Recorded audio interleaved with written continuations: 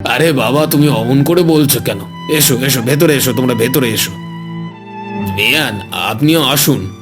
যতক্ষণ না আপনারা অন্য কোথাও থাকার ব্যবস্থা করতে পারছেন, ততক্ষণ আমার এখানেই না হয় থাকবেন। আপনাদের এখানে থাকতে হয়তো একটু সমস্যা হবে। আসলে খালের ধারে এমন ছোট আর নোংরা বাড়ি তো, তাই আর কি। এই কথা বলে আর আমায় লজ্জা দেবেন না দিদি। পারলে আমাকে ক্ষমা করে দিন। আমার বলা সব কথার জন্য আমি হাত জোর করে ক্ষমা চাইছি। এতদিন আমি অনেক অন্যায় করেছি, তার শাস্তি আজ এইভাবে পাচ্ছি। ওসব পুরনো কথা থাক, এখন আপনারা আসুন। আমি অনেক পিঠে বানিয়েছি আজ, সবাই মিলে না হয় জমিয়ে খাওয়া যাবে। তারপর তারা সব জিনিসপত্র নিয়ে ভিতরে চলে গেল।